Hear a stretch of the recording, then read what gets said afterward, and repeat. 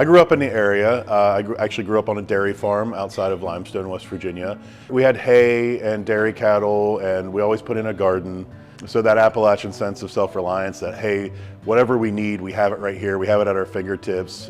Growing up, my dad was an aluminum worker, and he was laid off and on strike a lot. So, being able to harvest food from our surroundings was very important to us.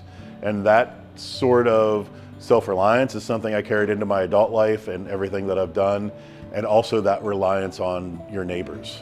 I am originally a Marshall County boy. We are here in Wheeling, which is in Ohio County. But everywhere else in the world, I'm from Wheeling. When I'm here, I'm from Limestone. But so when I came home, there was an interest for the food that I had seen and what I wanted to kind of bring to the table, literally. And I wanted to look for a good place to do that. And with what I had seen in my travels as the Vagabond chef, I thought that the downtown area was really the place to be. And I was hoping that offering what I had to offer here, that it would draw people into downtown and help with the revitalization efforts that we have to kind of bring downtown, not back to its former glory, but into a new glory. So I opened up in 2014. We were actually across the street in the McClure Hotel. We were over there for a little over a year and a half, and then we had the weird year of trying to figure out where we were going to be, and then we ended up here at 1201 Market Street, right across the street from 1200 Market Street. And we've been here for 6 years now. And I've been in business for 9 in downtown Wheeling. And I think that the downtown is the heart of the community, or it should be.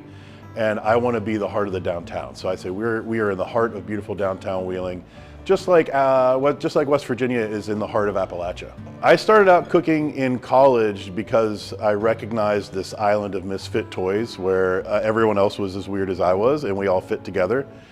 And I just kept doing it. As I traveled, I would find opportunities to cook. And no matter where I went, if I had a good work ethic and I showed up on time, I could get a job.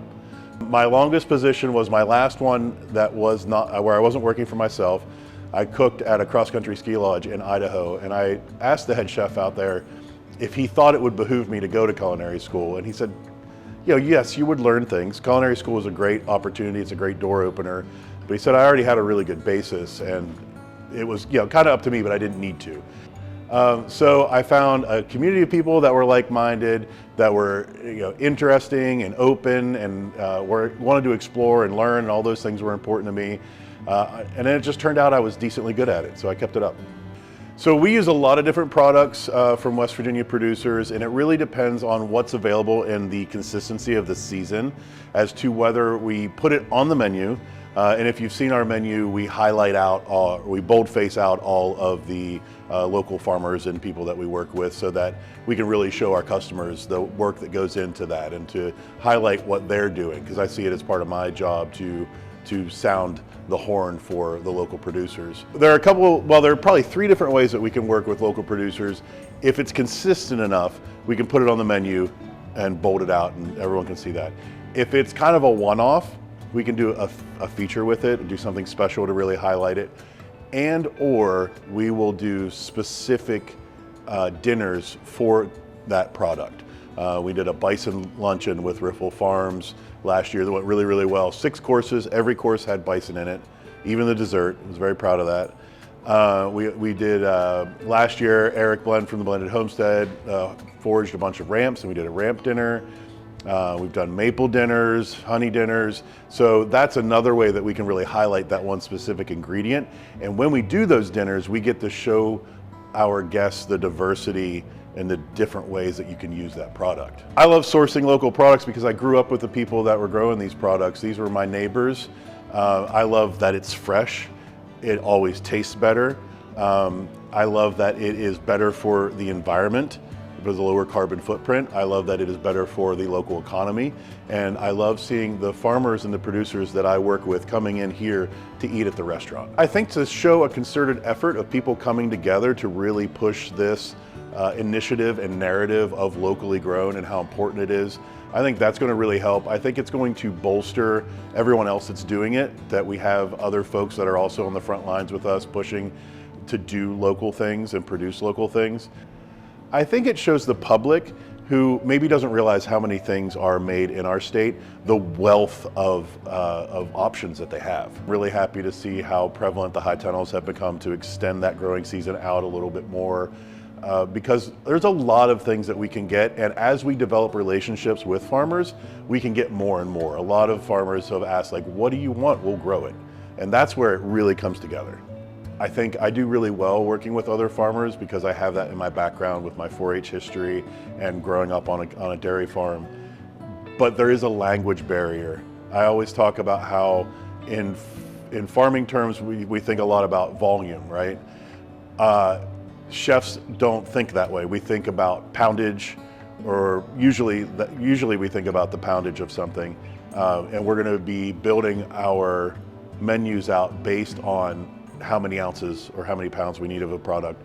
So having that as even if it's a guess, you can say a bushel of this equals this many pounds in a range, but something to work from. And understanding that we're used to, we've been sold by the bigger food trucks and producers this sense of consistency and shape and size and color. And I think work with us to break us out of that a little bit, but also work as the producer to try to aggregate those things or collate those things so that they are together. Because it makes a really big difference. And if we're dealing with one product this size and one product this size, they cook extremely differently and the presentation is very different. Now that being said, ugly food is our friend because we're cutting it all down. I think at a farmer's market or in a grocer, you might be turned off because there's some blemishes on that food, but for a chef, we're going to cut it down anyway, and by the time it hits the plate, finished, it's gonna be gorgeous. So that's not something we have to worry about. And I think the biggest thing about farmers and chefs and restaurants working together is to just form that relationship. All sales these days are relationship based. And again, we're used to talking to one person who can pull together everything that we need. And sometimes it's hard to put in the extra time and energy to form that relationship with someone else that we're only getting one or two things off of. So, obviously farmers and cooks and chefs, we're all super spread thin, we're all super busy, but to just to work on those relationships and become a familiar face. Like I said, eat in the restaurant that's going to carry your food, and you're developing a friendship. Going to different events, going to your farmer's market, speaking with your different representatives in your area that are working in that, whether that's through Extension or other nonprofits that are in your area. The West Virginia Grown program would be an excellent place to start. And there's even this handy guide. I'm going to just bring it out because I love this thing so much, and it breaks everything down into the sections of the state, which that is so useful for me when I'm going to go around the state and cook at different places. I'm going to look this up and see who is making food in that area that I might be able to work with. So this is an excellent, excellent resource. A lot of people are surprised to hear that we're using local products because they don't even think about it. A lot of folks are so trained to just go to the grocery store and to not take that extra step to get a local product. And I think that's one of when we started bolting out the names of the farms and the producers that we're working with on our menu, it was received really, really well because people got to see at a glance so many places that we're working with. I've always traveled, and I've always wanted to share my experiences with other people.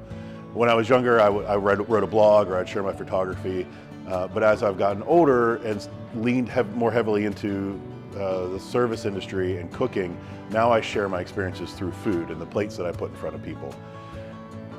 And as much as I love doing that, that can only get to a certain amount of people. If you don't come into the restaurant, or if you live somewhere else, you don't get to partake in that experience. So I want to tell the story of what we're doing here, the story of West Virginia and Appalachia and my life and my travels and what we're doing here in the restaurant. And who reads anymore, right? So I started this YouTube channel, and part of my goal there is to connect with people and to share these stories and to share this food and shout out local producers and bring everyone in on the journey so that we can all go somewhere cool together. Welcome to the West Virginia Department of Agriculture's Homesteading series. In this series, WVDA planning coordinators collaborate with producers around the state to share the most up-to-date information on food prep, raising livestock, self-sufficient living skills, and much more for homesteading in the Mountain State. Their goal is to help people of all skill levels increase their knowledge for sustainable living or expand their farm business. The business development staff work to grow West Virginia agribusinesses and economy. West Virginia has a vibrant ecosystem of communities, small farms, and innovative organizations that support the agricultural economy. Our team's goal is to reach out with tools and partnerships to make potential businesses aware of the services and support the West Virginia Department of Agriculture and its partners can provide. Additionally, the business development team oversees our West Virginia Grown and Veterans and Heroes to Agriculture programs. WVDA planning coordinators act as local liaisons, coordinators, and facilitators helping develop agriculture projects and assist agribusinesses around the state. They participate in economic and business development efforts while addressing food insecurities and building resiliency in local communities.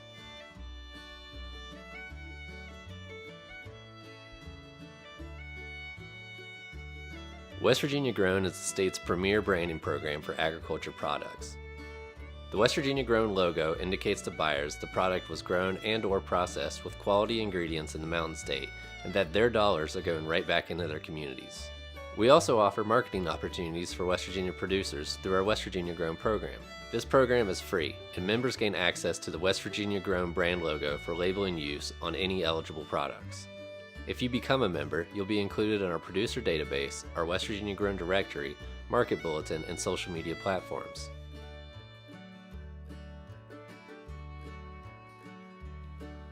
The business development team also includes the Veterans and Heroes to Agriculture program staff. Their priority is to provide support to veterans, law enforcement, firefighters, and first responders transitioning into agriculture via education, scholarships, mentorship opportunities, marketing, technical and business development support, and navigating available resources. The program seeks to further promote the development of agricultural industries, products, and marketing opportunities across the state.